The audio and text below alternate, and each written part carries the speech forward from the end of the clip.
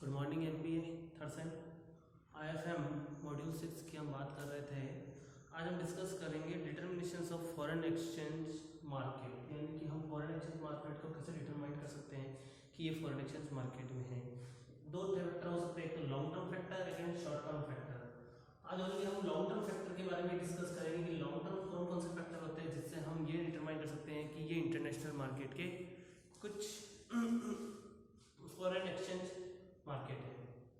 पहला है balance of payment. BOP के बारे में हमने पूर्ण डिस्कस किया था तुम्हारे मॉड्यूल 4 में। बीओपी क्या होती है? एक कंट्री के द्वारा अन्य सभी कंट्री से किया गया ट्रांजैक्शंस का स्टेटमेंट, जिसे हम बोलते हैं बीओपी, बैलेंस ऑफ पेमेंट। इसमें डिफिसिट एंड सरप्लस की कैलकुलेशन की जाती है। वो तुम्हारी क्या कहलाती है? Balance of payment. अगर सही नहीं हो तो तुम क्या करते हो? इसमें current account and capital account दोनों ही ट्रांजेक्शन्स को लिखा जाता है। और अगर तुम्हारा बीओपी सही नहीं है, यानी कि अगर डिफिसिट आ रही है उसमें, तो हम क्या करते हैं? फॉरेन करेंसीज अगर डिफिसिट आ रही है फॉरेन करेंसी को परचेज करते हैं, लोन लेते हैं फॉरेन करेंसीज में। और अगर हमें यहाँ पर सरप्लस आ रही है तो हम क्या करते हैं? फॉरेन करेंसी का सेल करते हैं। ये सब चीज़ें हम करते हैं। इसको बैलेंस ऑफ पेमेंट को जो तुम्हारी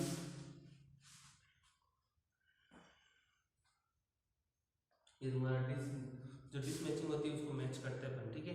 अगला तुम्हारे पास में क्या है? Strength of economy. अब स्ट्रेंथ ऑफ इकोनॉमी क्या होती है? स्ट्रेंथ ऑफ इकोनॉमी का मीन्स हम ये कह सकते हैं कि demand and supply of foreign currency, यानी कि स्ट्रेंथ ऑफ इकोनॉमी क्या होती है? Demand and supply of foreign currency.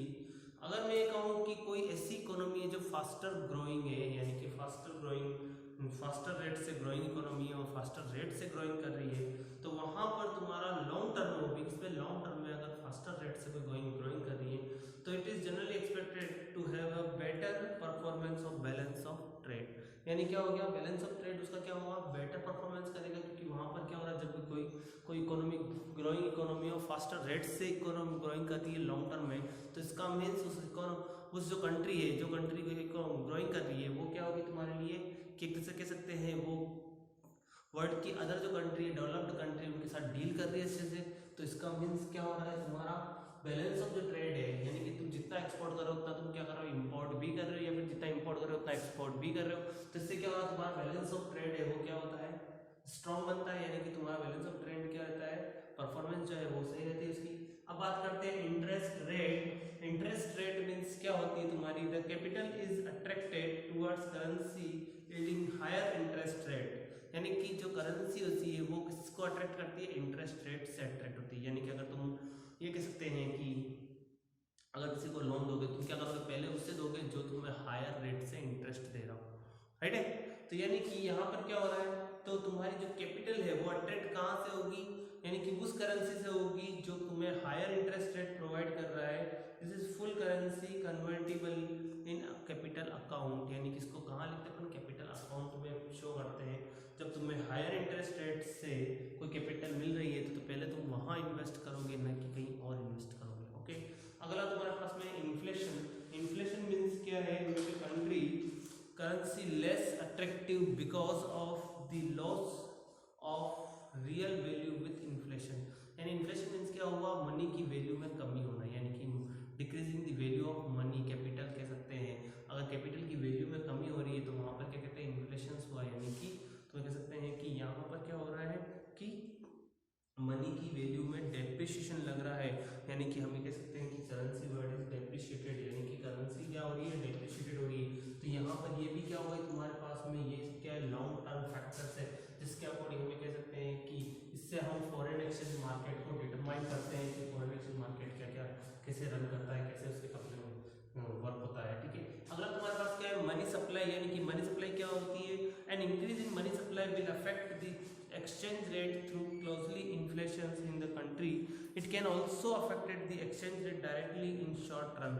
यानी कि अगर तुम्हारी मनी सप्लाई हाईएस्ट है तो ये तुम्हारे कहाँ अफेक्ट करेगी? तुम्हारी करेंसी को अफेक्ट करेगी, यानी कि तुम्हारी जो मनी सप्लाई जो है इंक्रीज होगी तो तुम्हारी एक्सचेंज रेट क्या होगी? बढ़ेगी।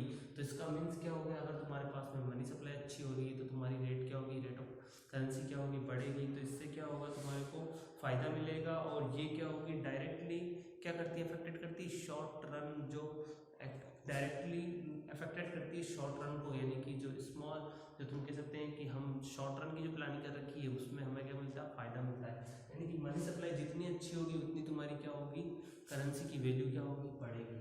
अगली बात करते हैं नेशनल इनकम। अगर नेशनल इनकम बढ़ेगी तो यानी क्या हो रहा है, अगर पर्सन्स की कंजप्शन और इन्वेस्टमेंट दोनों बढ़ेंगे, अगर कंजप्शन बढ़ेगा तो उसका इन्वेस्टमेंट भी बढ़ेगा, तो इससे क्या होगी, इनकम का फ्लो बढ़ेगा, और इनकम का फ्लो बढ़ेगा तो कंट्री के पास क्या आएंगे, पैसा आना स्टार्ट हो जाएगा। तो उससे क्या होगी, उसकी जो रिक्वायरमेंट है जहाँ उसे इन्वेस्ट करना हुआ इजीली मनी का रोटेशन के, वो क्या कर सकती है, इन्वेस्ट कर सकती है, डेवलपमेंट कर सकती है। ये सारे फैक्टर्स इसलिए लॉन्ग टर्म के फैक्टर है। यानी कि लॉन्ग टर्म में अगर मुझे डिटरमाइन करना है कि फॉरेन एक्सचेंज मार्केट कैसे रन कर रहा है, कैसे उसकी कंडीशंस है, तो उसके लिए मुझे इन सारे फैक्टर्स को देखते हुए पता लगाना होगा कि कौन सा किस फैक्टर से, किस कारण ये फॉरेन एक्सचेंज मार्केट को हम डिटरमाइन कैसे कर सकते हैं कैसे।